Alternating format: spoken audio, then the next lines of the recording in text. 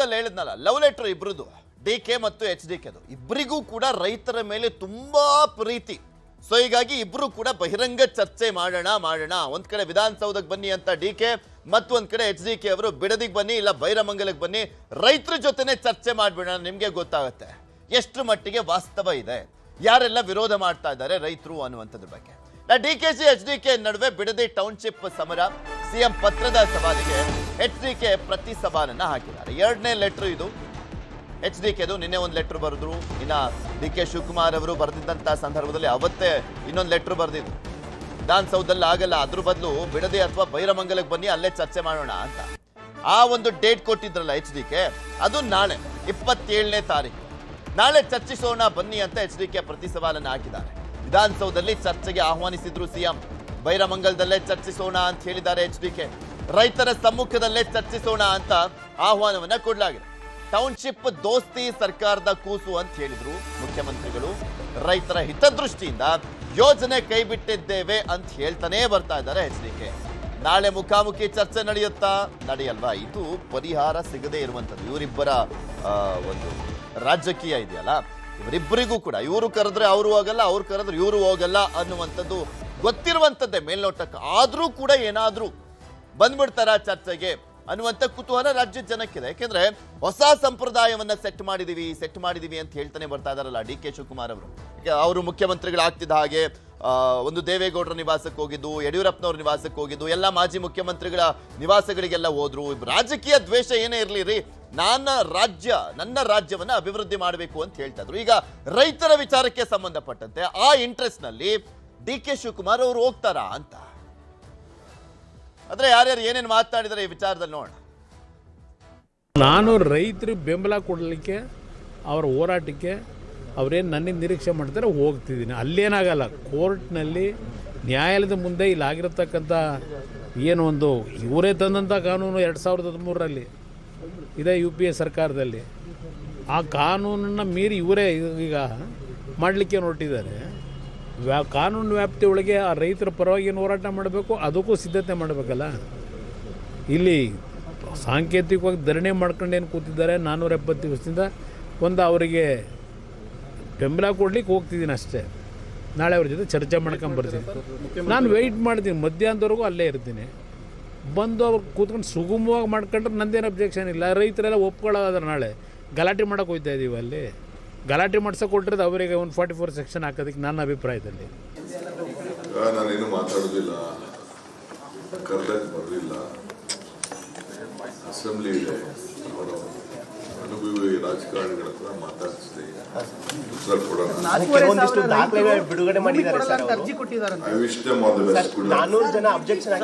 ಬಿಡದಿ ಯೋಜನೆ ಏನು ಮಾಡ್ತಾ ಇದ್ದಾರೆ ಇದು ಒಳ್ಳೇದಲ್ಲ.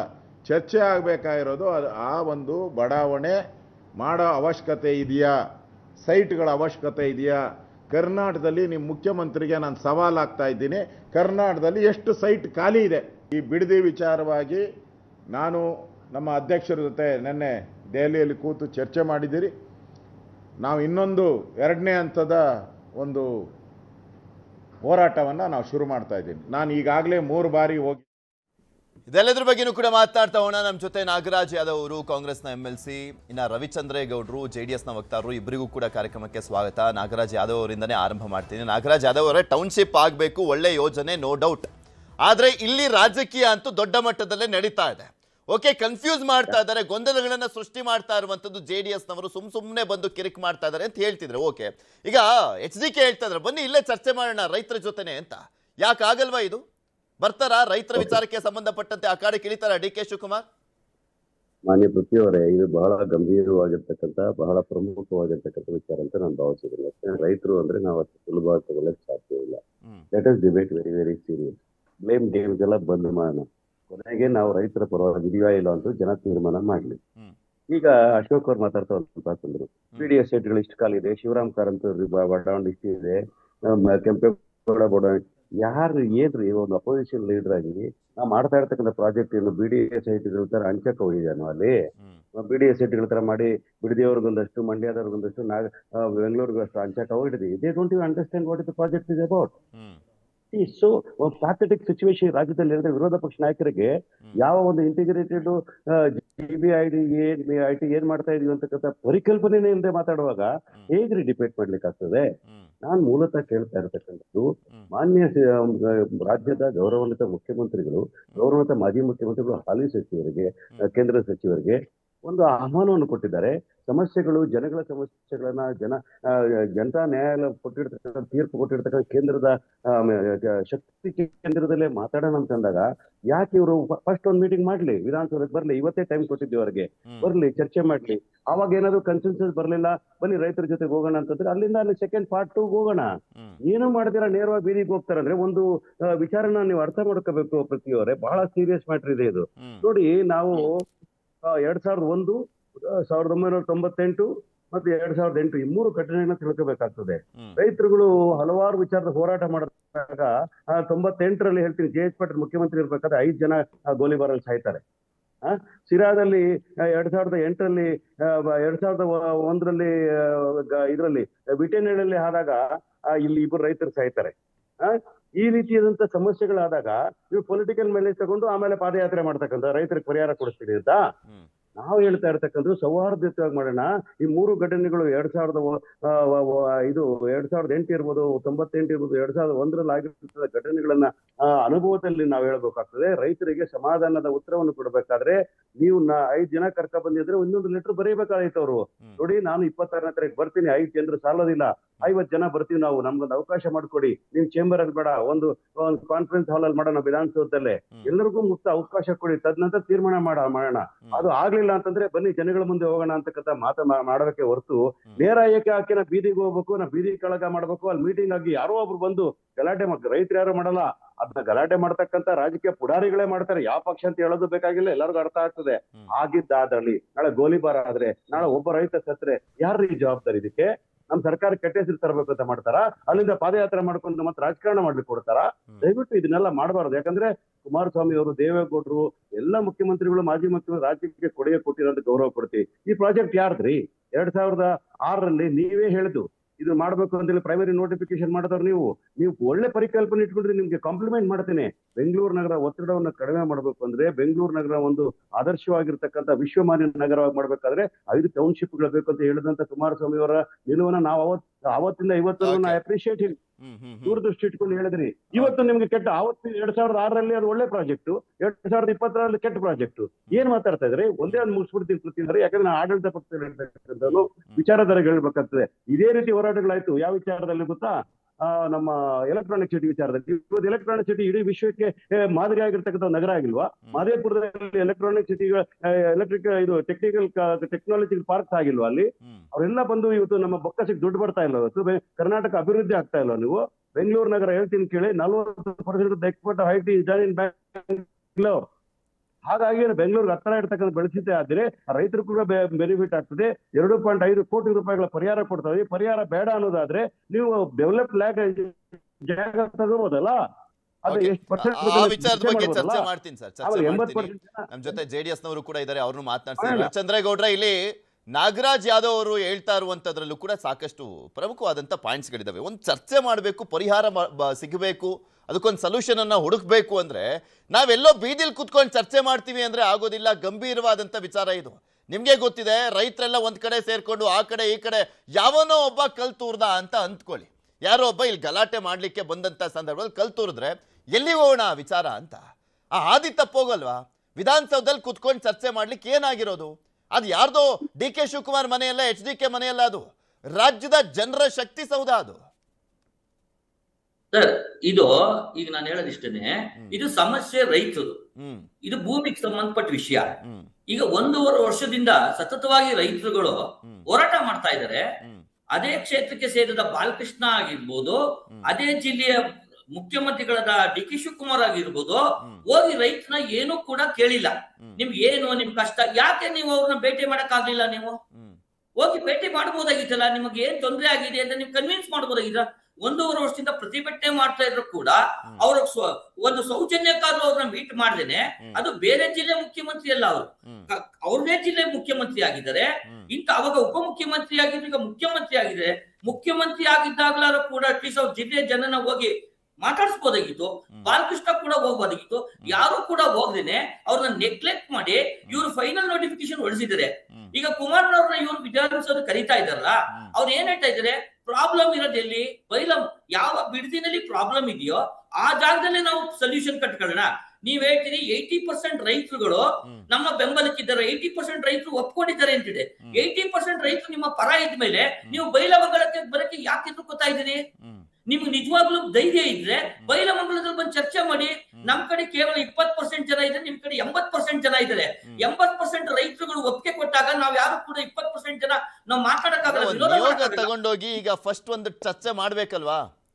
ಈಗ ನಾಗರಾಜ್ ಯಾದವ್ ಅವರು ಹೇಳ್ತಾ ಇದ್ರು 5 ಜನ ಬನ್ನಿ ಅಂತೆಲ್ಲ ಹೇಳಿದ್ರು. ಬೇಡ 50 ಜನ ಕರ್ಕೊಂಡು ಹೋಗ್ತೀನಿ, ಬೇಡ 100 ಜನನ್ ಕರ್ಕೊಂಡು ಹೋಗಿ ಅಲ್ಲೇ ಚರ್ಚೆ ಮಾಡಕ್ಕೆ ಏನು ಅಂತ.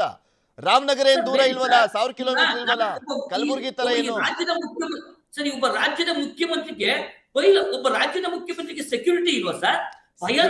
ಸರ್, ಈಗ ಭಯದ ವಾತಾವರಣದಲ್ಲಿ ಅದನ್ನ ಚರ್ಚೆ ಮಾಡ್ಲಿಕ್ಕೆ ಆಗತ್ತ? ಇದು ಚರ್ಚೆ ಮಾಡ್ಲಿಕ್ಕೆ ವೇದಿಕೆ ಆಗಬಾರ್ದಿತ್ತು. ಒಂದು ಸೊಲ್ಯೂಷನ್ ಅನ್ನ ಹುಡುಕುವಂತದಕ್ಕೆ ಆಗ್ಬೇಕು, ಸಲಹೆ ಕೊಡ್ಬೇಕು. ಯಾಕೆ ಆಗ್ಬಾರ್ದು ಇಲ್ಲಿ, ಯಾಕೆ ಏನ್ ಪ್ರಾಬ್ಲಮ್ ಅನ್ನುವಂಥದ್ನ ಕುತ್ಕೊಂಡು ಚರ್ಚೆ ಮಾಡಿದ್ರೆ ಏನಾಗಿರೋದು? ಎಲ್ಲಿ ಕುತ್ಕೊಂಡು ಚರ್ಚೆ ಮಾಡಿದ್ರೆ ಸೊಲ್ಯೂಷನ್ ತಾನೇ ಬೇಕಾಗಿರೋದು? ಒಂದ್ ಸೆಕೆಂಡ್, ಇದು ಸಾವಿರಾರು ಜನಕ್ಕೆ ಸೇರಿರೋ ವಿಷಯವಾಗಿರೋದ್ರಿಂದ 16,000 ಜನ ರೈತರು ಸೇರಿರೋ ಕೇವಲ 5 ಜನ ಕರ್ಕೊಂಡ್ರೆ ಪ್ರಾಬ್ಲಮ್ ಸಾಲ್ವ್ ಆಗಲ್ಲ. ಬೈಲಮಂಗಲಕ್ಕೆ ತಾವು ಬಂದ್ರೆ ಎಲ್ಲ ರೈತ ಮುಖಂಡರುಗಳು ಬರ್ತಾರೆ. ಅದ್ರಲ್ಲಿ ಯಾರ್ಯಾರು ಇಂಪಾರ್ಟೆಂಟ್ ಆ ಊರಿನ ಮುಖ್ಯಸ್ಥರುಗಳು ಬರ್ತಾರೆ. ಎಲ್ಲಾರು ಬಂದಾಗ ಒಬ್ಬ ಮುಖ್ಯಮಂತ್ರಿ ಬಂದಾಗ ಸ್ಪೆಷಲ್ ಸೆಕ್ಯೂರಿಟಿ ಕೊಟ್ಟಿರ್ತಾರೆ, ಸೆಂಟ್ರಲ್ ಮಿನಿಸ್ಟರ್ ಬಂದಾಗ ಸ್ಪೆಷಲ್ ಸೆಕ್ಯೂರಿಟಿ ಇರುತ್ತೆ. ಈ ಎಲ್ಲಾ ಸೆಕ್ಯೂರಿಟಿಗಳ ಮಧ್ಯೆ ಒಂದು ಚರ್ಚೆ ಮಾಡಿದಾಗ ನೀವು ಅದೇ ಸ್ಥಳದಲ್ಲಿ ಚರ್ಚೆ ಮಾಡಿದ್ರೆ ಅದಕ್ಕೊಂದು ಅರ್ಥ ಬರುತ್ತೆ. ಅದ್ ಬಿಟ್ಬಿಟ್ಟು ನೀವು ಒಬ್ಬ ಮುಖ್ಯಮಂತ್ರಿ ನೀವೇ ಜಾಗಕ್ಕೆ ಬರಕ್ ಎದುರ್ಕೋತೀರ ಅಂದ್ರೆ ಬೇರೆ ಯಾರು ಬರಕ್ ಇಷ್ಟಪಡ್ತಾರೆ? ಇನ್ನೊಂದು ಹೇಳೋದು, ಒಬ್ಬ ರೈತರ ಮಗನಾಗಿ ರೈತರ ಮಗ ಅಂತ ಹೇಳ್ತಾರೆ. ಅಲ್ಲಿಯ ಬಿಡದಿ ಜನ ಏನ್ ಹೇಳ್ತಾರೆ, ತಾವು ಹಲವಾರು ವರದಿಗಳನ್ನ ತಮ್ಮ ಮಾಧ್ಯಮಗಳಲ್ಲೇ ತೋರಿಸಿದಿರಿ. ಅವ್ನು ಹೇಳ್ತಾನೆ, ಮಿಸ್ಟರ್ ಡಿ.ಕೆ. ಶಿವಕುಮಾರ್ ಅವರೇ, ನೀವು ತಾಕತ್ತಿದ್ರೆ ನಮ್ಮ ಏರಿಯಾಗೆ ಬನ್ನಿ ಅಂತ ಪಾಪ ಬಿಡದಿ ಜನ ರೈತರುಗಳು ಬೇಜಾರು ಮಾಡ್ಕೊಂಡು ಕೇಳ್ತಾ ಇದ್ದಾರೆ. ನೀವ್ ಯಾಕೆ ನಿಮ್ಮ ಕನಕಪುರದಲ್ಲೇ ಮಾಡಿ, ಫಲವತ್ತಾದ ಭೂಮಿ ಇದು ಮಾಡಿ 6 ಲಕ್ಷ ಲೀಟರ್ ನಾವು ಇವತ್ತು ಬೆಂಗಳೂರು ಡೈರಿ ಕೊಡ್ತಾ ಇದೀವಿ.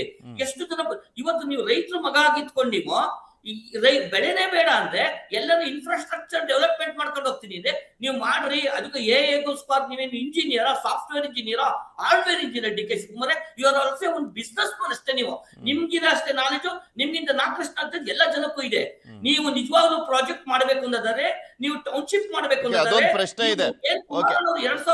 ನಾಗರಾಜ್ ಯಾದವ್ ಅವರಿಗೆ ಕೇಳ್ತೀನಿ. ನಾಗರಾಜ್ ಯಾದವ್ ಅವರೇ, ಬಿಡದಿ ಟೌನ್ಶಿಪ್ ಅಂದ್ರೆ ಟೌನ್ಶಿಪ್ಗೆ ಆ ಜಾಗದ ಸೆಲೆಕ್ಷನ್ನೇ ಯಾಕೆ ಸರ್ಕಾರಕ್ಕೂ ಹೊರೆ ಅಲ್ವಾ? ಈಗ 2.5 ಕೋಟಿ ನಾವು ಒಂದು ಮಿನಿಮಮ್ ಆಗಿ ತಗೊಂಡ್ರೆ 1 ಎಕರೆ 2.5 ಕೋಟಿ ಅಂತ ಅನ್ಕೊಳ್ಳೋಣ. ಅಂದ್ರೆ 2 ಕೋಟಿ 20 ಲಕ್ಷದಿಂದ 2 ಕೋಟಿ 70 ಲಕ್ಷದವರೆಗೂ ಕೊಡ್ಲಿಕ್ಕೆ ರೆಡಿ ಆಗಿದೆ ಸರ್ಕಾರ. 2.5 ಕೋಟಿ ಅಂತ ತಗೊಂಡು 7,500 ಎಕರೆಗೆ ತಗೊಂಡ್ರೆ ಹತ್ತತ್ರ 19,000 ಕೋಟಿ ಆಗುತ್ತೆ. ಅಷ್ಟೊಂದು ದೊಡ್ಡ ವೆಚ್ಚ ಕೊಟ್ಟು ಇಷ್ಟೊಂದು ವಿರೋಧ ಮಾಡಿಕೊಂಡು ಯಾಕೆ ಬೇಕು ಅನ್ನುವಂಥ ಪ್ರಶ್ನೆ ಇದೆ. ಬೇರೆ ಲ್ಯಾಂಡೇ ಇಲ್ವಾ ಅಂತ? ಕೋಲಾರ ಸೈಡು, ಕೋಲಾರ ಏನು ದೂರ ಇಲ್ಲ ಬೆಂಗಳೂರಿಂದ, ಅಲ್ಲೆಲ್ಲ ಲ್ಯಾಂಡ್ ಇದೆ, ಬಂದು ತಗೊಳ್ಳಿ, 50 ಲಕ್ಷಕ್ಕೆ ಬೇಕಿದ್ರೆ ಕೊಡ್ತೀವಿ, ರೆಡಿ ಇದೀವಿ ಅನ್ನುವಂಥ ರೀತಿಯಾದಂಥ ರೈತರು ಕೂಡ ಅಲ್ಲೂ ಇದ್ದಾರೆ. ನಾನು ಹೇಳಿಲ್ಲ ನಿಮ್ಗೆ ಕೋಲಾರಲ್ಲಿ ಮಾಡಬಾರ್ದು ಅಂತ ಏನಿಲ್ಲ, ಇಲ್ಲ ಇನ್ನೊಂದ್ ಜಾಗದಲ್ಲಿ ಮಾಡಬಾರ್ದು ಅಂತ ಏನಿಲ್ಲ. ಭಾಷೆ ಸರಿ ಇರ್ಬೇಕು ಮಾತಾಡ್ಬೇಕಾ. ನಮ್ಮ JDS ಸ್ನೇಹಿತರು ಮಾತಾಡೋದು ಧೈರ್ಯ ಇದೆಯಾ, ತಾಕತ್ ಇದೆಯಾ, ಅವ್ರು ಎ ಬಗ್ಗೆ ಇಂಜಿನಿಯರ್ ಅಂತ ಮಾತಿಗೆ ಹದ್ದು ಇರ್ಬೇಕು. ನಾನು ಮಾತಾಡಿದ್ರೆ ಅವ್ರಿಗಿಂತ ಜಾಸ್ತಿ ಮಾತಾಡ್ತೀನಿ. ಅರ್ಥ ಆಯ್ತಾ? ಇದು ರೈತರ ಸಮಸ್ಯೆನ ನೀವು ಬೀದಿ ಕಾಳಗ ಮಾಡ್ಲಿಕ್ಕೆ ಅವರ ಮಾತಿನಲ್ಲೇ ಕಾಣ್ತಾರೆ, ಪ್ರಚೋದನೆ ಕೊಡ್ತಾ ಇರ್ತಾರೆ. ಅವ್ರು ಹೇಳ್ತಾರೆ 80% ಜನ ನಿಮ್ಮ ಹತ್ರ ಇದ್ದಾರೆ, 20% ಜನ ನಮ್ಮ ಹತ್ರ ಇದ್ದಾರೆ. 20% ಒಬ್ನೇ ತಲಾಟೆ ಯಾವನೋ ಕಲ್ಲು ನೋಡಿದ್ರೆ ಯಾರ್ದು ಜವಾಬ್ದಾರಿ? ಈ ತರ ಮಾತಾಡ್ತಕ್ಕಂಥ ವಕ್ತಾರರ ಭಾಷೆ ನೋಡಿದ್ರೆ ಗೊತ್ತಾಗುತ್ತೆ ಧೈರ್ಯ ಇದೆಯಾ, ತಾಕತ್ ಇದೆಯಾ. ಏನು ಫುಟ್ಪಾತ್ ಅಲ್ಲಿ ಮಾಡೋ ಕೆಲಸನ ಇದು? ಹಾಗಾದ್ರೆ ರೈತರ ಸಮಸ್ಯೆಗಳೆಲ್ಲ ರೈತರು ಭೂಮಿಯಲ್ಲ ಕುತ್ಕೊಂಡು ಮಾಡ್ತಾರ? ವಿಧಾನಸೌಧದಲ್ಲಿ ಮಾಡೋದು ಕಾನೂನುಗಳನ್ನ ನಾವೇನ್ ಡಿ.ಕೆ. ಶಿವಕುಮಾರ್ ಮನೆಗೆ ಕರೆದಿದ್ವಾ, ಇಲ್ಲ ಕಾಂಗ್ರೆಸ್ ಆಫೀಸಿಗೆ ಕರೆದಿದ್ವಾ? ಸ್ವಲ್ಪ ಅರ್ಥ ಇಟ್ಕೊಂಡು ಮಾತಾಡ್ಬೇಕಾಗ್ತದೆ. ಒಬ್ರು BDL ಲೇಔಟ್ಗಳ ಬಗ್ಗೆ ಮಾತಾಡ್ತಾರೆ, ಇನ್ನೊಬ್ರು ತಾಕತ್ ಬಗ್ಗೆ ಮಾತಾಡ್ತಾರೆ, ಇಂಜಿನಿಯರ್ ಅಂತ ಮಾತಾಡ್ತಾರೆ. ಏನ್ ಕುಮಾರಸ್ವಾಮಿ ಇಂಡಸ್ಟ್ರಿಯಲ್ ಮಂತ್ರಿ ಆಗಿದ್ದಾರೆ, ಏನ್ ಬಹಳ ಇಂಡಸ್ಟ್ರಿಯಲ್ ಎಕ್ಸ್ಪರ್ಟ್ ಅವರು? ಮಣ್ಣಿನ ಮಗ ಅಂತ ಹೇಳ್ತಾರೆ, ಹೆಂಗಾಗ್ಬಿಟ್ರಿ ಮಂತ್ರಿ? ಅದಕ್ಕೆ ಭಾಷೆ ಸರಿಯಾಗಿರ್ಬೇಕಾಗ್ತದೆ. ನಾನು ಅತ್ಯಂತ ಗೌರವ ಕೊಡ್ತೀನಿ ಕುಮಾರಣ್ಣನಿಗೆ. ಇವೆಲ್ಲ ಕೂಡ ಸರಿ ಇರಲ್ಲ. ವಿಚಾರ ಬಂದಿರತಕ್ಕಂಥದ್ರೆ ಯಾಕೆ ಮಾಡ್ತಾ ಇದ್ದೀವಿ ಬಿಡದಿ ಅಂತ ನೀವು ಬಹಳ ಪ್ರಮುಖವಾದ ವಿಚಾರ ಕೇಳಿದ್ರಿ. ಸೈಂಟಿಫಿಕ್ಲಿ ಕರೆಕ್ಟ್ ಆಗಿರ್ತ ವಿಚಾರ. ಬೆಂಗಳೂರು ನಗರವನ್ನ ನೀವು ಇಂಪ್ರೂವ್ ಮಾಡಿ, ನಾವು ಸರ್ಕಾರ ಇಂಪ್ರೂವ್ ಮಾಡ್ತಾ ಇದ್ರೆ ಅದು ಅವೈಜ್ಞಾನಿಕವಾಗಿ ಬೆಳೆದ್ಬಿಡ್ತದೆ. ಈಗಾಗಲೇ ಹೇಳ್ತಾ ಇದೀನಿ, 108 ಲೇಔಟ್ಗಳಲ್ಲಿ ಫಾರ್ಮ್ ಆಗಿ ರಸ್ತೆಗಳು ಚಿಕ್ಕದಾಗಿ ಸಮಸ್ಯೆಗಳು ಜಾಸ್ತಿ ಆಗಿದೆ. ನೀವು ಉದಾಹರಣೆ ತಗೊಳ್ಳಿ, ಇದೇ ತರ ಒಂದು ಪ್ಲಾಂಟ್ ಸಿಟಿ ಮಾಡಿದೀವಿ, ಇದೇ ಮೊದಲು ಮಾಡ್ತಾ ಇರೋದಲ್ಲ. ಟ್ವಿನ್ ಸಿಟಿ ಅಂತ ದೊಡ್ಡಬಳ್ಳಾಪುರದಲ್ಲಿ ಮಾಡ್ತಾ ಇದೀವಲ್ಲ, ಯಾಕೆ ಮಾಡ್ತಾ ಇದೀವಿ ದೊಡ್ಡಬಳ್ಳಾಪುರದಲ್ಲಿ ನಾವು? ಏರ್ಪೋರ್ಟ್ ಇಂದ 20 ಕಿಲೋಮೀಟರ್ ಯಾಕೆ ಮಾಡ್ತಾ? Is it not A project what we are doing? Thousands of acres acquire ಮಾಡ್ಕೊಂಡು KIDB ಮಾಡ್ತಾ ಇಲ್ವಾ? ಅದೇ ರೀತಿ ಬೆಂಗಳೂರಲ್ಲಿ ದೊಡ್ಡಬಳ್ಳಾಪುರದಲ್ಲಿ ಮಾಡ್ತೀವಿ, ಬಿಡದಿಯಲ್ಲೂ ಮಾಡ್ತೀವಿ, ಮುಂದಿನ ದಿನಗಳಲ್ಲಿ ಕೋಲಾರ ಕಡೆ ಮಾಡ್ತೀವಿ, ಎಲ್ಲ ಕಡೆ ಮಾಡ್ತಕ್ಕಂಥ ವಿಚಾರ ಯಾಕೆ ಮಾಡ್ತೀವಿ? ನಂದು ಪ್ರಶ್ನೆ ಇರೋದು, ಈಗ 2.5 ಕೋಟಿ ಇಲ್ಲಿ ಕೊಡ್ತಾ ಇದ್ದೀರಾ, ಅಲ್ಲಿ ಒಂದ್ ಸ್ವಲ್ಪ ಓನ್ ಇಂಟ್ರೆಸ್ಟ್ ಇದೆ DK ಶಿವಕುಮಾರ್ ಅವರ ಊರ್ನವರು ಅನ್ನುವಂತ ಕಾರಣಕ್ಕೋಸ್ಕರನು ಒಂದ್ ಸ್ವಲ್ಪ ಪರಿಹಾರದ ಮೊತ್ತ ಜಾಸ್ತಿ ಮಾಡಿದ್ದಾರೆ ಅಂತ ಹೇಳಲಾಗ್ತದೆ. ಇದೇ ಪರಿಹಾರದ ಮೊತ್ತ ಎಲ್ಲಾ ಕಡೆನೂ ಅಪ್ಲೈ ಆಗತ್ತಾ? 2.5 ಕೋಟಿ ಅನ್ನೋದು ನೋಡಿ ಸರ್, ಇವೆಲ್ಲ ಹೇಳ್ತಾ ಇದ್ದೀನಿ ಕೇಳಿ ಸರ್. ಇಡೀ ಇಂಡಿಯಾದಲ್ಲೇ ಫಸ್ಟ್ ಟೈಮ್ ಇಷ್ಟು ರೈತರಿಗೆ ಇಷ್ಟು ದೊಡ್ಡ ಪರಿಹಾರವನ್ನು ಕೊಡ್ತಾ ಇರ್ತಾರೆ, ಸ್ವಾಗತ ಮಾಡ್ತಾ ಇದ್ದೀನಿ. ಒಳ್ಳೆ ಗುಣ ತಿಳ್ಕೊಂಡಿದ್ದೀನಿ. ನಾನು ಹೇಳ್ತಾ ಇರ್ತಕ್ಕಂಥ ಸರ್ಕಾರ 18ರಿಂದ 20 ಸಾವಿರ ಕೋಟಿ ರೂಪಾಯಿಗಳನ್ನ ಹಾಕಿ ಆ ಪ್ರದೇಶನ ಅಭಿವೃದ್ಧಿ ಮಾಡ್ತೀವಿ. ಯಾರು ಕೂಡ ದುಡ್ಡು ತಗೊಳ್ಳೋದು ಬೇಡ, ಕಾಂಪನ್ಸೇಷನ್ 2.5 ಕೋಟಿ. Let them take the develop ಜಾಗನು ಶೇರ್ ಎಷ್ಟು ಕೊಡ್ಬೇಕಂತ ಹೇಳಿ ಬಂದು ಡಿಸ್ಕಸ್ ಮಾಡ್ಲಿ. Let them have a develop place. No, let them become multi million. ಬೇಡ ಅಂತ ಹೇಳಿಲ್ಲ, ನಾನು ಹೇಳ್ತಾ ಇದ್ದೀನಿ ಕೇಳಿ. ಮಹದೇವಪುರ ಡೆವಲಪ್ ಆಗಿದೆ, ಎಷ್ಟು ಜಾಗ ಅಲ್ಲಿ ದೇವನಹಳ್ಳಿಯಲ್ಲಿ ಇದು ಇಂಟರ್ನ್ಯಾಷನಲ್ ಏರ್ಪೋರ್ಟ್ ಬಂದ್ರೆ ಎಷ್ಟು ಬೆಲೆ ಈಗ ಹೋದ ಚಿನ್ನದ ಬೆಲೆ ರೈತರು ಬಂದಿಲ್ವಾ? ಅಲ್ಲಿಂದ ಎಲ್ಲರಿಗೂ ದಾಬಸ್ಪೇಟೆವರೆಗೂ ಬೆಳೆಸಿಲ್ವಾ? ದಾಬಸ್ಪೇಟೆ ಇಂಡಸ್ಟ್ರಿಯಲ್ ಟೌನ್ ಆಗಿ ಮಾಡಿಲ್ವಾ? ಬೆಂಗಳೂರಿನ IT ಸಿಟಿಯಾಗಿ ಮಾಡಿದ್ದು ಕಾಂಗ್ರೆಸ್ಸಿನ ಸರ್ಕಾರ, SM ಕೃಷ್ಣ ಇದ್ದಾಗ ಮಾಡಿದ ಸರ್ಕಾರ. ಅದನ್ನ ಎಷ್ಟೋ ರೈತರು ಅದಕ್ಕೆ ದಿಕ್ ತಪ್ಪಿಸ್ತಕ್ಕಂಥ ರಾಜಕಾರಣಿಗಳನ್ನ ಬಲಿಯಾಗಿದ್ದಾರೆ. ಅದಕ್ಕೆ ನಾನು ಹೇಳೋದು, ಇನ್ನೊಂದು ವಿಠ್ಠಲನಹಳ್ಳಿ ಆಗ್ಬಾರ್ದು, ಇನ್ನೊಂದು ಶಿರಾ ಆಗ್ಬಾರ್ದು, ಇನ್ನೊಂದು ಗೋಲಿಬಾರ್ ಆಗ್ಬಾರ್ದು ಅನ್ನೋ ಕಾರಣಕ್ಕೋಸ್ಕರ ನಾವು ಅಲ್ಲಿ ಹೋಗ್ತಾ ಇಲ್ಲ. ಧೈರ್ಯ ತಾಕತ್ತಿಂದ ಅಲ್ಲ, ನಮ್ಮ ರಾಜ್ಯದ ಮುಖ್ಯಮಂತ್ರಿಗೆ ಧೈರ್ಯ ಇರೋದಕ್ಕೆ ಬೆಳಗಿನ ಅಭಿವೃದ್ಧಿ ಮಾಡಕ್ ಹೋಗಿರ್ತಕ್ಕಂಥದ್ದು. ಅದು ಅವರೇ ಕೊಟ್ಟಂತ ಪ್ರಾಜೆಕ್ಟ್ ನ ಮುಂದೆ ತಗೊಂಡು ಹೋಗ್ತಾ ಇರ್ಬೇಕಾದ್ರೆ ಅವತ್ತು ಒಳ್ಳೇದು ಆಯ್ತಪ್ಪ, ಕುಮಾರಸ್ವಾಮಿ ಏನೋ ಮಾಡ್ಬಿಟ್ರು, ಸೈಲೆಂಟ್ ಆಗ್ಬಿಟ್ರು ಅಂತ ಬಿಟ್ಬಿಟ್ಟು ಯಾಕೆ ವಿಡ್ರಾ ಮಾಡಿಲ್ಲ? ಅದಾದ್ಮೇಲೆ ಬಂದಂತ ಯಡಿಯೂರಪ್ಪ ಜಗದೀಶ್ ಶೆಟ್ಟರ್ ಯಾಕೆ 1000 ಎಕರೆ ಯಾಕೆ ಅಕ್ವೈರ್ ಮಾಡಿದ್ರು KIDBಗೆ? ಎಲ್ಲೋಗಿದ್ರು ಇವಾಗ ರೈತರಲ್ಲ ಇವರು? ಯಾಕೆ ಕೊಟ್ರು KIDBಗೆ ಜಮೀನ? ಅಷ್ಟು ಕಡಿಮೆ ಬೆಲೆ ಕೊಟ್ರಲ್ಲ, 30-40 ಲಕ್ಷ ತಗೊಂಡ್ಬಿಟ್ಟು KIDB ಕೊಟ್ಬಿಟ್ರಲ್ಲ 1000 ಎಕರೆನ. ಯಾಕೆ ಅವಾಗ ಎಲ್ಲೋಗಿದ್ರು ಕುಮಾರಣ್ಣ ಅವರು? ಅವಾಗ ಎಲ್ಲೋಗಿದ್ರು JDS ದಮ್ಮು ಇರೋರಲ್ಲ? ಖರೀದಿ ತಾಕತ್ತು ದಮ್ಮು ಬೀದಿ ಕಾಳಗ ಮಾಡೋದ ಅವಶ್ಯಕತೆ ಇಲ್ಲ. ನಾವು ಗೋಲಿಮಾರ್ ಮಾಡ್ಲಿಕ್ಕೆ ಇಷ್ಟಪಡೋದಿಲ್ಲ. ರೈತರನ್ನ ಪ್ರೀತಿ ವಿಶ್ವಾಸದಿಂದ, ಅವ್ರ ನಂಬಿಕೆಯಿಂದ, ಅವ್ರ ಸಹಮತದಿಂದ, ಪ್ರೀತಿ ವಿಶ್ವಾಸ ನಂಬಿಕೆ, ಅಲ್ಲೊಂದು ಡೆವಲಪ್ಮೆಂಟು, ಅಭಿವೃದ್ಧಿ, ಬೆಂಗಳೂರಿನ ಎಕ್ಸ್ಟೆನ್ಷನ್ ಎಲ್ಲ ಓಕೆ. ಬಟ್ ಯಾಕೆ ಅಲ್ಲಿಗೆ ಹೋಗ್ತಾ ಇಲ್ಲ ಅಂದ್ರೆ ನಾನ್ ಕೇಳ್ತಾ ಇರೋದು, ಅಲ್ಲಿಗೆ ಹೋಗ್ತಾ ಇದಾರೆ ಅಂದ್ರೆ ಚರ್ಚೆಗೆ ಹೋಗಿ ಅಂತಲ್ಲ ನಾನು ಹೇಳ್ತಾ ಇರೋದು, ಅದು ನಿಮ್ ನಿರ್ಧಾರಗಳು. DK ಶಿವಕುಮಾರ್ ಅವರೇ ಯಾಕೆ ರೈತರ ಬಳಿ ಹೋಗ್ತಾ ಇಲ್ಲ? ನೋಡಪ್ಪ, ನಾವೊಂದು ಒಳ್ಳೆ ಯೋಜನೆ ತರ್ತಾ ಇದೀವಿ, ಮತ್ತೊಂದ್ ಕಡೆ HC ಬಾಲಕೃಷ್ಣ ಅವರೇ ಯಾಕೆ ಹೋಗ್ತಾ ಇಲ್ಲ? IT BT ಸಚಿವರುಗಳಿದ್ದಾರೆ, ಅವ್ರು ಯಾಕೆ ಹೋಗ್ತಾ ಇಲ್ಲ? ಅಲ್ಲಿ ಹೋಗ್ಬೇಕಲ್ವಾ? ಒಂದ್ಸಲಿನಾದ್ರೂ ಹೋಗಿ ಕೇಳ್ಬೇಕಲ್ವಾ? ಸಮಸ್ಯೆಗಳ ಬಗ್ಗೆ ಆಲಿಸ್ಬೇಕು ಅಲ್ವಾ? ಪೃಥ್ವಿಯವರೇ, ನಿಮ್ಗೆ ಗೊತ್ತಾಗ್ಬೇಕು, ನಾವು 80% ಜನ ನಮ್ ಕನ್ಸೆಂಟ್ ಕೊಟ್ಟಿದ್ರೆ ಹಿಂಗೆ ಹೇಳ್ತಾ ಇದೀವಿ ನಾವು. We have consulted them, we have taken the consent. Objection ಅದನ್ನೇ ಕೊಟ್ಬಿಡಿ ಸರ್ ನಾಗರಾಜ್ ಯಾದವ್ ಅವರೇ. 80% ಕನ್ಸಲ್ಟ್ ಮಾಡಿ ರೆಡಿ ಇದ್ದಾರೆ ಅನ್ನುವಂಥದ್ದು ಇದೆಯಲ್ಲ, ಆ ಉತ್ತರ ಇದೆಯಲ್ಲ, ಅದಕ್ಕೊಂದು ಡಾಕ್ಯುಮೆಂಟ್ ಬಿಟ್ಬಿಡಿ. ಯಾರು ಮಾತಾಡಲ್ಲ, ಯಾರು ಪ್ರಶ್ನೆ ಮಾಡಲ್ಲ ಅಲ್ವಾ? ಅದು ಈಸಿ ವೇ ಅಲ್ವಾ? 80% ನೋಡಿ, ಯಾರ್ಯಾರ ರೈತರುಗಳು, ಯಾರ್ಯಾರ್ದು ಹೆಸರಲ್ಲಿ ಪಾಣಿ ಇದೆ, ಇವರೆಲ್ಲರೂ ರೆಡಿ ಇದ್ದಾರೆ ಕೊಡ್ಲಿಕ್ಕೆ. ಇವ್ರು ಯಾರು ಸುಮ್ನೆ ಚಕಾರ ಎತ್ಕೊಂಡು ಕಿರಿಕ್ ಮಾಡ್ಕೊಂಡು ಕೂತಿದ್ದಾರೆ, ಹೇಳ್ಬೋದಲ್ಲ? ಒಂದ್ ನಿಮಿಷ.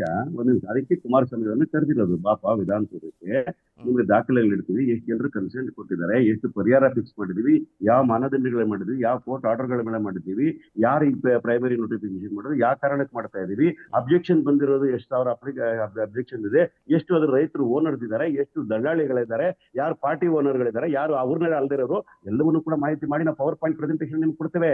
ಒಂದು ನೋಡಿ, ಒಂದು ಪ್ರೈಮಾ ಪ್ರೈಸ್ ಚರ್ಚೆ ಮಾಡಿ. ಒಂದೇ ದಿವಸ ಇವೆಲ್ಲ ಪರಿಹಾರ ಆಗಲ್ಲ. ಒಂದ್ 4 ಮೀಟಿಂಗ್ ಆಗ್ಲಿ. ಒಂದ್ ದಿವಸ ಇಲ್ಲಿ ಮಾಡೋಣ, ಇನ್ನೊಂದ್ ದಿವಸ ಅಲ್ಲೆಲ್ಲ ರಾಮನಗರದಲ್ಲ DC ಆಫೀಸ್ ಇರ್ತದೆ, ಅಲ್ಲೇ ಮಾಡ್ಬೋದು, ಇಲ್ಲ ಅಂತ ಹೇಳಿಲ್ಲ. ಆದ್ರೆ ಮನಸ್ಸು ವಿಶಾಲವಾಗಿ ಇರ್ಬೇಕಾಗ್ತದೆ. ರೈತರನ್ನ ಬಲಿಪುಷಿ ಮಾಡ್ತಕ್ಕಂಥದ್ದು, ರೈತರನ್ನ ಪ್ರಚೋದನೆ ಮಾಡ್ತಕ್ಕಂಥದ್ದು, ಸರ್ಕಾರ ಕೆಟ್ಟಿರ್ತಕ್ಕಂಥದ್ದು. DK ಶಿವಕುಮಾರ್ ಇನ್ನೊಬ್ಬ ಒಕ್ಕಲಿಗರ ರಾಜ್ಯದ ಮುಖ್ಯಮಂತ್ರಿ ಆಗ್ಬಾರ್ದು, ಅದನ್ನ ಸಹಿಸ್ಕೊಳ್ಳಕ್ಕೆ ಆಗದ ರೀತಿಯಲ್ಲಿ ನೀವ್ ಈ ರೀತಿ ಮಾಡ್ತಿರಲ್ರಿ, ಸರಿನೇನ್ರಿ ಮಾಡೋದು? ನಿಮ್ಗೂ ದೇವರು ಒಳ್ಳೇದು ಕೊಟ್ಟಿದ್ದಾರೆ, ಮುಖ್ಯಮಂತ್ರಿ ಮಾಡಿದ್ದಾರೆ, ಕಾಂಗ್ರೆಸ್ ಸಪೋರ್ಟ್ ಮಾಡಿ ಮುಖ್ಯಮಂತ್ರಿ ಆಗಿದ್ರಿ, ಕಾಂಗ್ರೆಸ್ ಸಪೋರ್ಟ್ ಪ್ರಧಾನಮಂತ್ರಿಗಳಾಗಿದ್ರಿ. ಇದು ಸೇಮ್ ರವಿಚಂದ್ರೇಗೌಡ್ರನ್ ಕೇಳ್ತೀನಿ. ರವಿಚಂದ್ರೇಗೌಡ್ರೆ, ಈ ಹಿಂದೆ ಹಿಂಗೆ ಆಗ್ಬಿಟ್ಟಿತ್ತು ನೈಸ್ ರೋಡ್ ವಿಚಾರಕ್ಕೆ ಸಂಬಂಧಪಟ್ಟಂತೆ. SM ಕೃಷ್ಣ ಅವರು ಮತ್ತೆ ದೇವೇಗೌಡರ ವಿಚಾರಕ್ಕೆ ಸಂಬಂಧಪಟ್ಟಂತೆ ದೊಡ್ಡ ಮಟ್ಟದಲ್ಲೇ ಹೋರಾಟಗಳಾಗೋಗಿತ್ತು. ಅವಾಗ ಏನೇನಾಯ್ತು, ಯಾವ್ಯಾವ ಪಕ್ಷ ಹೆಂಗೋಯ್ತು, ಯಾರ ಪರವಾಗಿ ನಿಂತ್ಕೊಂಡಿದ್ರು, ಎಲ್ರು ನೋಡಿದ್ದಾರೆ. ಆಮೇಲೆ ನಾಗರಾಜ್ ಯಾದವ್ ಅವರು ಹೇಳ್ದಂತೆ, ಅಂದ್ರೆ ನಾನೇನು ಜಮೀನು ಕೊಟ್ಬಿಡ್ಬೇಕು ರೈತರು ಅನ್ನುವಂಥದ್ದು ಹೇಳ್ತಾ ಇಲ್ಲ, ಆದ್ರೆ ಇದುವರೆಗೂ ಘೋಷಣೆ ಮಾಡಿರುವಂತ ಹೈಯೆಸ್ಟ್ ಪರಿಹಾರ ಅಂದ್ರೆ ಇದೆ ಅನ್ಕೊಳ್ತೀನಿ, 2.5 ಕೋಟಿ ಇಡೀ ಇಂಡಿಯಾದಲ್ಲಿ. ಸರ್ ಈಗ ಮಾತಾಡ್ಲಿ ಸರ್, ಹೇಳಿ, ಮಾತಾಡಿ. ಈಗ ಅವ್ರು ಏನ್ ಹೇಳ್ತಾರೆ ಕೆಲವು ರೈತರು, ನೀವು 100 ಕೋಟಿ ಕೊಟ್ರು ಬೇಡಿರಿ, ನಾವು ಸ್ವಾವಲಂಬಿಯಾಗಿ ನಾವು ಜೀವನ ಮಾಡ್ತೀವಿ, ನಿಮ್ ದುಡ್ಡು ತಗೊಂಡೋಗಿ ಕೊಟ್ರೆ ಬೆಂಗಳೂರಿನಲ್ಲಿ ಒಂದ್ ಸೈಟ್ ಸಿಕ್ಕಲ್ಲ ನಮ್ಗೆ, ಬೆಂಗಳೂರಿನಲ್ಲಿ ಒಂದ್ ಸೈಟ್. ಈಗ ನಿಮ್ಗೊಂದು ಸಿಂಪಲ್ ಕ್ವಶನ್ ರವಿಚಂದ್ರೇಗೌಡ್ರೆ, ಓಕೆ, ಇಲ್ಲಿ ಏನಾದ್ರೂ ಅಭಿವೃದ್ಧಿ ಮಾಡ್ಬೇಕು ಅಂದ್ರೆ ಯಾರ್ದಾದ್ರೂ ರೈತರ ಜಮೀನು ಹೋಗುತ್ತಲ್ವಾ? ಎಲ್ರು ಹಿಂಗೆ ವಿರೋಧ ಮಾಡ್ಕೊಂಡು ಕೂತ್ಕೊಂಡ್ರೆ ಅಭಿವೃದ್ಧಿ ಹೆಂಗ್ ಮಾಡೋದು ಹೇಳಿ ಸರ್. ನಾನು ಒಬ್ಬ ವಕೀಲ, ನಾನು ಹೇಳ್ತೀನಿ, ನಾನು ಒಂದ್ ಸಲಹೆ ಕೊಡ್ತೀನಿ. ನಾನೇನ್ ಹೇಳ್ತಾ ಇರೋದು ಅಂದ್ರೆ ವೆರಿ ಸಿಂಪಲ್ ಆಗಿ, ನೀವು ಡೆವಲಪ್ಮೆಂಟ್ ಮಾಡಕ್ಕೆ ನನ್ನ ಸಹಕಾರ ಯಾವ ರೀತಿ. ಈಗ ಕುಮಾರಣ್ಣವರು 5 ಟೌನ್ಶಿಪ್ ಗಳು ಮಾಡೋಣ ಅಂದಾಗ ವಿರೋಧ ಮಾಡಿದವ್ರು ಯಾರು? ಇದೇ ಇವರು. ಅದು 5 ಟೌನ್ಶಿಪ್ ಬಿಡದಿ ಹತ್ರ ಮಾಡ್ತೀನಿ ಅಂತ ಹೇಳಿದ್ರು, ಬೆಂಗಳೂರಿನ ಸುತ್ತಮುತ್ತ ಮಾಡ್ತೀನಿ ಅಂತ ಹೇಳಿದ್ರು. ಬೇರೆ ಬೇರೆ ಭಾಗಗಳಲ್ಲಿ ಮಾಡಿದಾಗ ನಿಮ್ಗೆ ಒತ್ತಡ ಕಡಿಮೆ ಆಗುತ್ತೆ. ಇವತ್ತು ಬಿಡದಿ ಕೂಡ ಬೆಂಗಳೂರಿಗೆ ಬಹಳ ನಿಯರೆಸ್ಟ್ ಅಲ್ಲಿ ಇದೆ. ಇದು real estate lobby. D K Shivakumar ನೋಡಿದ್ರೆ ಲಾಬಿ ಮ್ಯಾನ್ ಅನ್ನೋದು ಇದೆಲ್ಲರಿಗೂ ಗೊತ್ತಾಗುತ್ತೆ. ಯಾಕೆಂತಂದ್ರೆ ಅವರು ಯಾವುದೇ ಒಂದು ವ್ಯವಹಾರ ಮಾಡ್ಬೇಕು ಅನ್ನೋ, ಈಗ ಇವತ್ತು ಅವರು ಮುಖ್ಯಮಂತ್ರಿ ಆಗಿದೆ, ಉಪಮುಖ್ಯಮಂತ್ರಿ ಆಗಿದ್ದಕ್ಕೆ ಬೇರೆ ರಾಜ್ಯಗಳು ನಡೆಯೋ ಚುನಾವಣೆಗೆ ಅವ್ರ ಲಾಭ ಏನ್ ಹೇಳಿ ಸರ್? ಅವ್ರ ಲಾಭ ಏನಾಗಿದೆ? 18,000 ಕೋಟಿ ಇನ್ವೆಸ್ಟ್ಮೆಂಟ್ ಮಾಡಿ 30,000 ಕೋಟಿ ಲಾಭ ಮಾಡ್ಬೇಕು ಅನ್ನೋ ಉದ್ದೇಶ ಇದೆ. ಯಾಕಂದ್ರೆ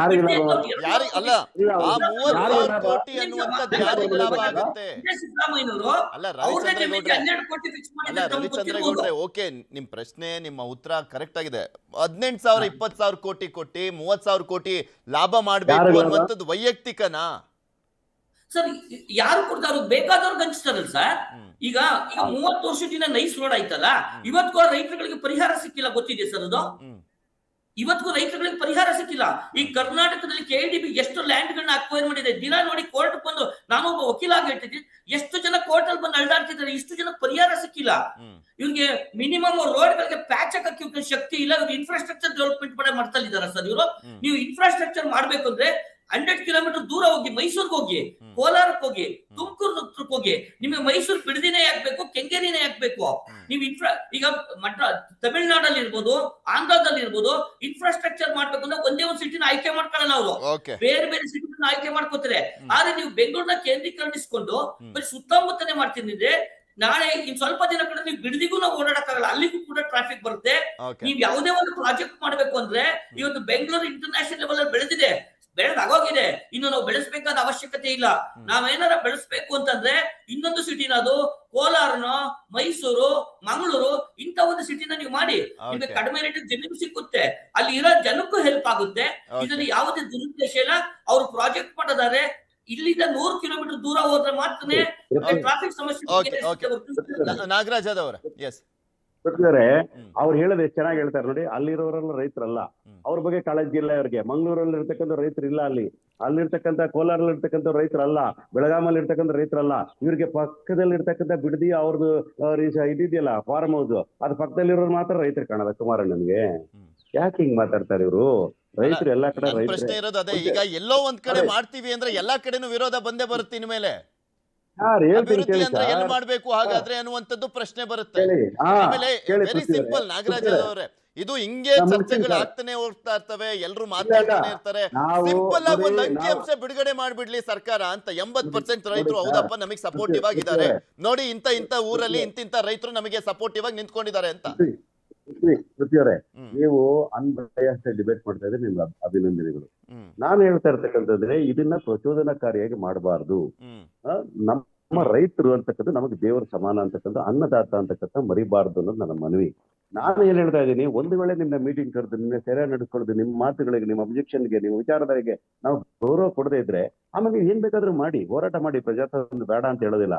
ಆದ್ರೆ ಎಲ್ಲವನ್ನೂ ರಾಜಕೀಯಕ್ಕೆ ಒಳಪಡಿಸಬಾರ್ದು ಅಂತ ಹೇಳೋದು. ಆಮೇಲೆ ಬೆಂಗಳೂರು ನಗರದಿಂದ ಎಷ್ಟು ದೂರ ಇರ್ತಕ್ಕಂಥದ್ದು ಬಿಡದಿ, ಇವತ್ತಿರ್ತಕ್ಕಂಥ ಎಲೆಕ್ಟ್ರಾನಿಕ್ ಸಿಟಿ ಇರ್ಬೋದು, ಈಗ ಇರ್ತಕ್ಕಂಥ ಬೆಂಗಳೂರಿನ ಸಿಲಿಕಾನ್ ವ್ಯಾಲಿ ಅಂತ ಏನಿದೆಯೋ, ಅಲ್ಲಿ ಇರ್ತಕ್ಕಂಥ ಬೆಂಗಳೂರಿಂದ ಇರ್ತಕ್ಕಂಥ 20-25 ಕಿಲೋಮೀಟರ್ ಮಾಡಿದ್ವಿ. ಆದ್ರೆ ಅದಕ್ಕೆ ನಾವು ಸಿಟಿ ಮಾಡ್ತಾ ಇದೀವಿ. ಗುಜರಾತ್ ಅಲ್ಲಿ ಗಿಫ್ಟ್ ಸಿಟಿ ಮಾಡ್ಬೋದು, ಬೆಂಗಳೂರಲ್ಲಿ ಸಿಟಿ ಮಾಡಬಾರ್ದಾ? ನೀವು ಯೋಚನೆ ಮಾಡಿ ನೋಡಿ. ಯಾಕೆ ಇವರೇ ಕೇಂದ್ರ ಸರ್ಕಾರದಲ್ಲಿ ಮಂತ್ರಿ ಆಗಿದಾರಲ್ಲ, ಹೈಯರ್ ಇಂಡಸ್ಟ್ರೀಸ್ ಮಂತ್ರಿ ಆಗಿದಾರಲ್ಲ, ಹೆವಿ ಇಂಡಸ್ಟ್ರೀಸ್ ಮಂತ್ರಿ ಆಗಿದಾರಲ್ಲ, ನೀವು ತಗೋಬರ್ರಿ ಪ್ರಾಜೆಕ್ಟ್ ಗಳನ್ನ, ಬಿಡದಿಯಲ್ಲೂ ಮಾಡಿ, ಬೇಡ ಅಂತ ಹೇಳೋದಿಲ್ಲ ನಾನು ನಿಮ್ಗೆ. ನೀವು ತಗೊಬನ್ನಿ IT BT ಕಂಪನಿಗಳನ್ನ, ರಾಜ್ಯ ನಾವು ಅಭಿವೃದ್ಧಿ ಉದ್ಯೋಗಗಳ ಸೃಷ್ಟಿ ಎಷ್ಟು ಗೊತ್ತಾ ನಮ್ಮ ಟಾರ್ಗೆಟ್ ಇಟ್ಕೊಂಡಿರೋದು 5 ಲಕ್ಷ ಉದ್ಯೋಗಗಳು ಕೊಡಬೇಕು ಅಂತ ಹೇಳಿ. ಅಲ್ಲ, ಯೋಜನೆಗಳೆಲ್ಲವೂ ಚೆನ್ನಾಗಿದೆ, ಪ್ಲಾನ್ಗಳು ಎಲ್ಲವೂ ಚೆನ್ನಾಗಿದೆ, ಬೆಂಗಳೂರಿನ ಅಭಿವೃದ್ಧಿ ವಿಚಾರದಲ್ಲೂ ಕೂಡ ಇದೊಂದು ದೊಡ್ಡ ಮಟ್ಟದ ಯೋಜನೆ ಆಗುತ್ತೆ, ಇಲ್ಲ ಅಂತಲ್ಲ. ಬಟ್ ಅಂಕಿಅಂಶಗಳನ್ನ ಕೊಟ್ಬಿಟ್ಟು ಮಾತನಾಡ್ಬಿಟ್ರೆ ಅಟ್ಲೀಸ್ಟ್ ಒಂದು ಕ್ಲಾರಿಟಿ ರಾಜ್ಯದ ಜನಕ್ಕೂ ಸಿಕ್ಬಿಡುತ್ತೆ. ಯಾಕೆಂದ್ರೆ ರೈತರ ಪರವಾಗಿ ಹೋರಾಟ ಅಂತ ಎಲ್ಲಾ ರೈತರು ಬರ್ತಾರೆ, ನೆಕ್ಸ್ಟ್ ರೈತರುಗಳು ಜಾಯ್ನ್ ಆಗ್ತಾ ಹೋಗ್ತಾರೆ. ಅದು ಕನ್ಫ್ಯೂಸ್ ಆಗಿ ಕನ್ವಿನ್ಸ್ ಮಾಡೋದ್ ಬಿಟ್ಟು ಕನ್ಫ್ಯೂಸ್ ಆಗುತ್ತೆ ಅನ್ನುವಂಥದ್ದಷ್ಟೇ ನಾವು ಹೇಳ್ತಾ ಇರುವಂಥದ್ದು. ಸಮಯದ ಅಭಾವ ಇಲ್ಲೇ ಮುಗಿಸ್ತಾ ಇದ್ದೀನಿ. Thank you Nagaraj Yadav sir, ಹಾಗೆ ರವಿಚಂದ್ರ ಗೌಡ್ರ ಇಷ್ಟು ತನಕ ಜಾಯ್ನ್ ಆಗಿ ನಿಮ್ಮ